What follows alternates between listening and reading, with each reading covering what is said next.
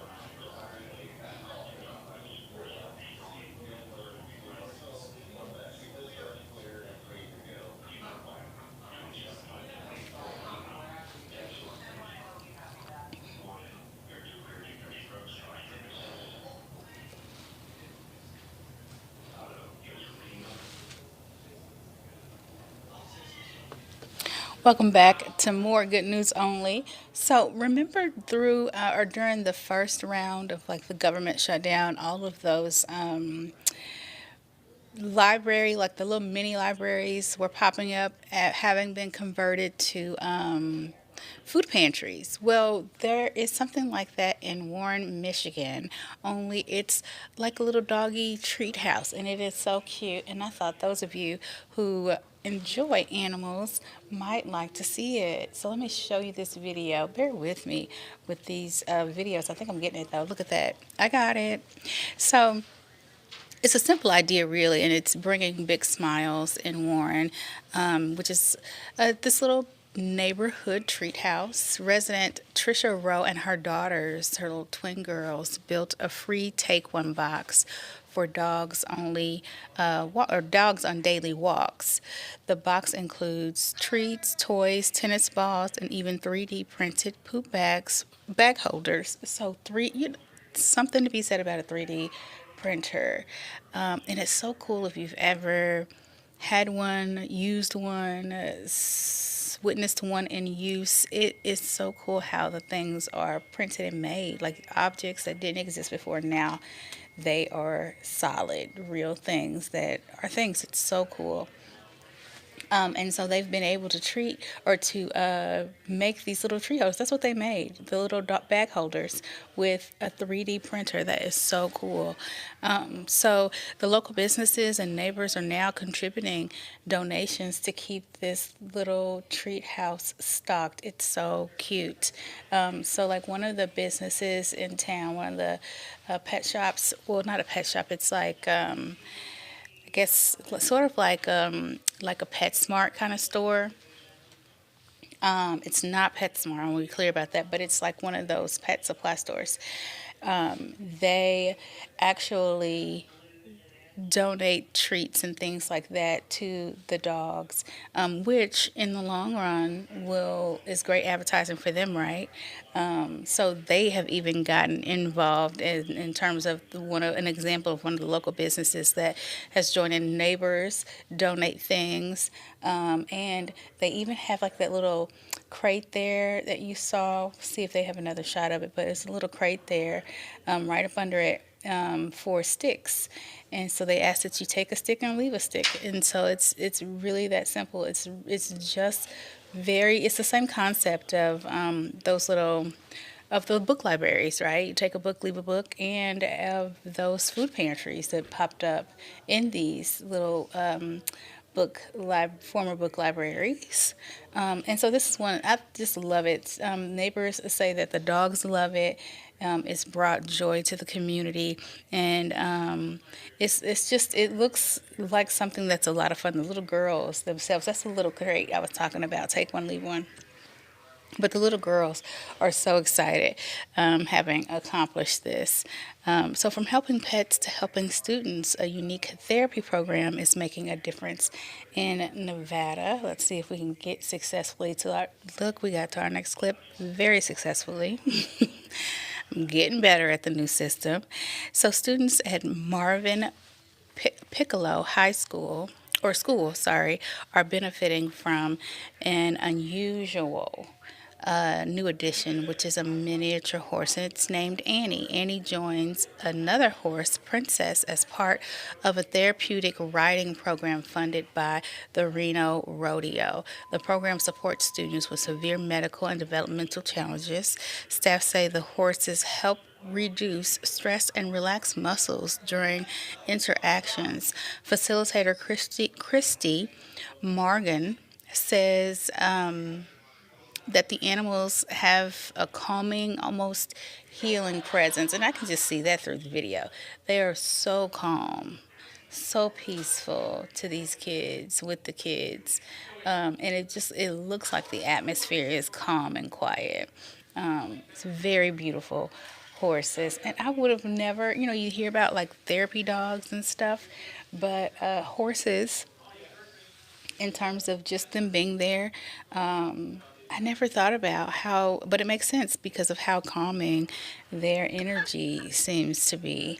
It would do something very similar to, in terms of the effects, very similar to dogs. So this is really sweet, and I'm sure these kids really do enjoy this experience. A lot of kids don't even typically don't even get that close up to horses. So I'm glad they got that opportunity. And it's so cool to have this be a part of a school program at that. It's one thing to have it in the community, which is great, but to have it as a part of the program in the school as a whole is a very unique thing. I like the idea of this.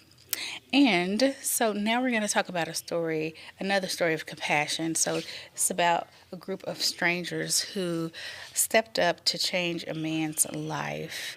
So this man, he lives in Arnold, Missouri, and he was homeless. And so a group of strangers transformed the life of Dan Cuthrin and his dog Bentley. The pair had been living in a tent under an overpass before five women stepped in to help him. They raised money online, which is awesome. First securing a hotel stay and then purchasing an RV for permanent shelter. I'm telling you, people are starting to live in RV is an RV is an RV, but they're starting to convert like buses and live in them. But people are starting to live like full time in RVs and travel across, the country.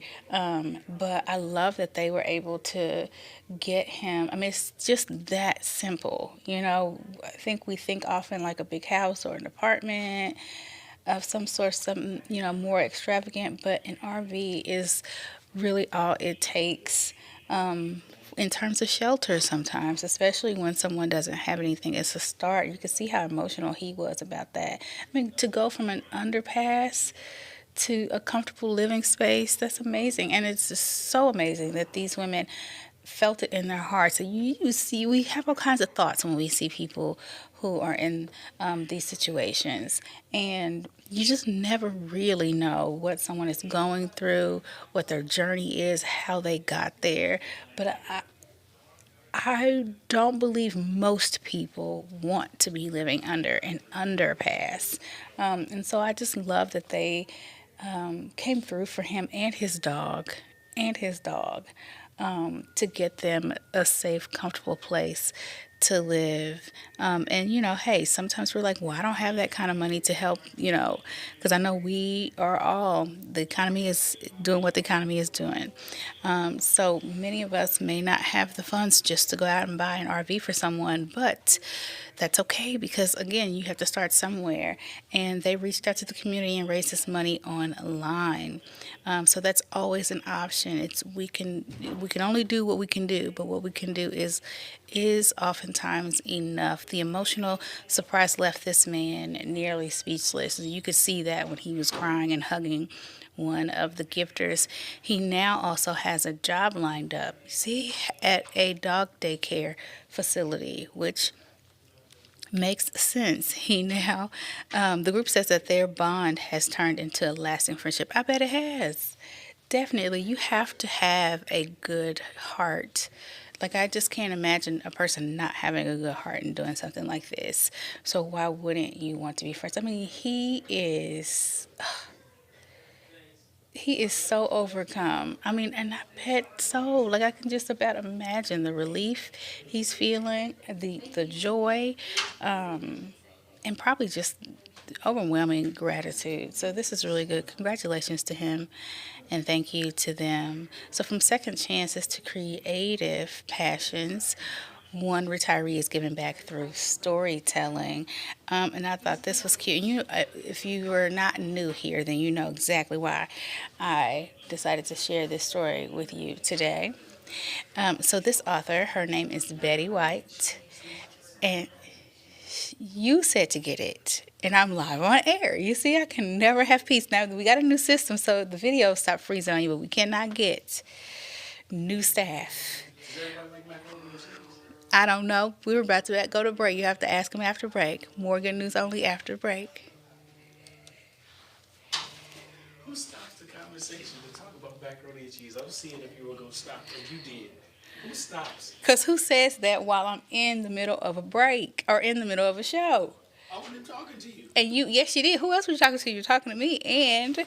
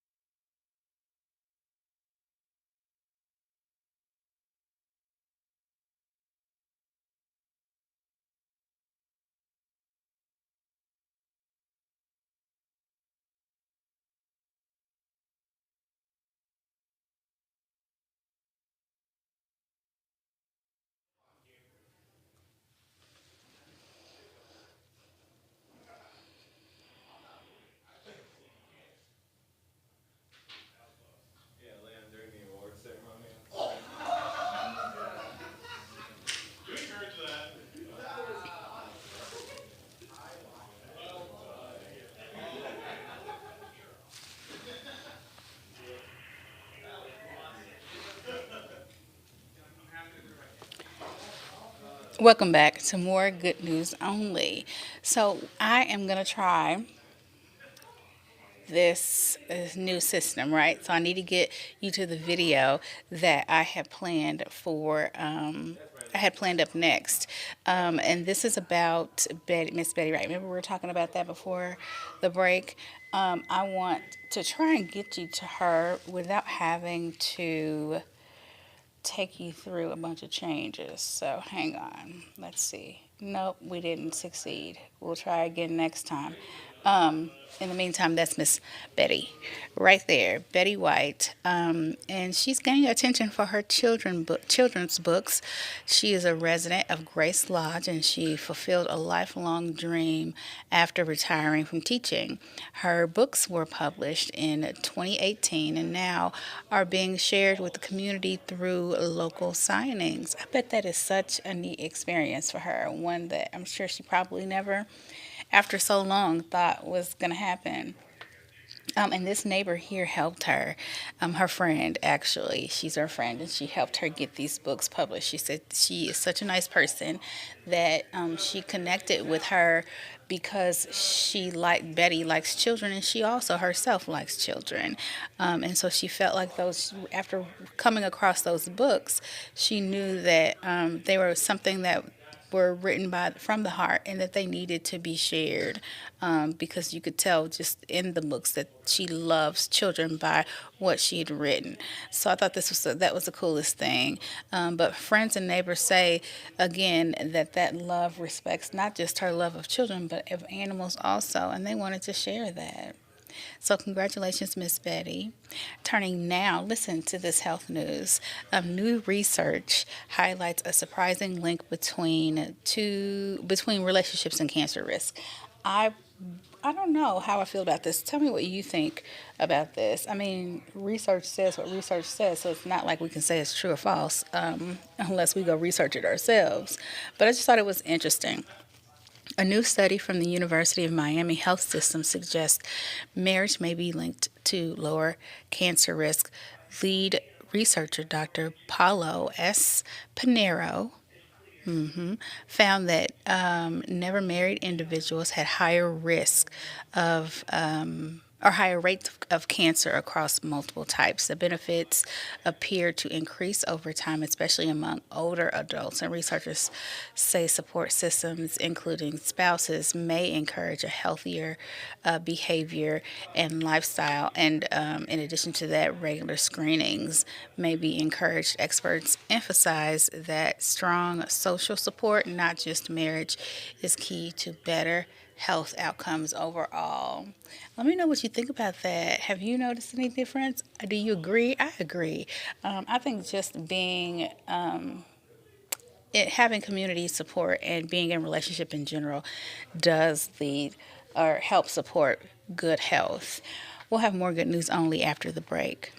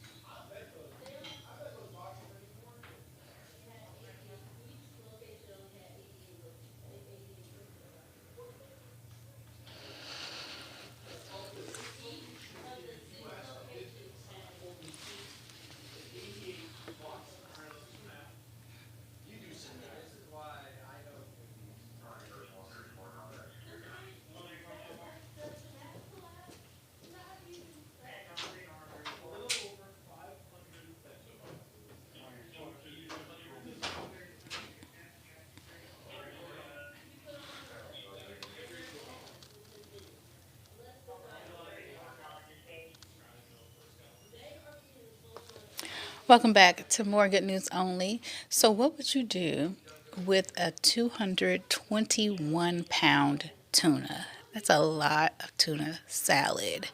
I'm going to tell you what someone else did with the 221-pound tuna they caught. Now, here comes our first or our second challenge of the day. See if I can get you to that video without taking you through the scroll. So, we're going to try this again. We're going to try it again, and hopefully I master it. Are you with me? Keep your fingers crossed, because we're on this train together, friends. I think maybe I got it. Wait, let's see. No, I didn't have it. Nope. Oh, wait, maybe I have it now. No, I don't have it. Almost. Let's see. I just have to take you back through until I figure out. Anyway, so this is Hunter Hicks, and he landed a massive 212-pound bluefin tuna, all from his jet ski. And I'm telling you, when he talks about this, he talks about the work that it took. I mean, he said he had bruises all over trying to bring that thing back to shore. So the catch happened near Oregon Inlet on Easter Sunday. Hicks battled the fish solo without a rod, holder, or fighting belt. He went through it. After the catch, he towed the massive tuna nearly 10 miles back to shore. He said that it was hard for him, right? And he was out there by himself. But he just kept thinking if he let it go and gave up, then no one would ever believe him when he told them that he caught a fish that big. So that's what kept him going when he pulled it back to shore. And so the fight left him sore and bruised, but he calls it an experience of a lifetime. He says the only thing is he wishes someone had been there to experience the experience with him. And I thought that was so sweet. He would have liked to experience that with another person. Not even I wish somebody had been there to help me. I just wish someone had been there for the excitement. And that is so cool. So congratulations to him. I love to see it. Well, that's a wrap for me today. Now I want to hear from you. Please go to news25@week.com and let me know what you thought about today's show. Hopefully, with this new update, we won't have any more videos glitching and freezing. I just got to get a hang of it first. In the meantime, be sure to check out the evening newscast and meet me back here tomorrow morning at 10:30 a.m. for More Good News Only. I'm LaShawna Guy for 25 News. Have a wonderful day. Let's see. Can we do this next one? And yes, we can.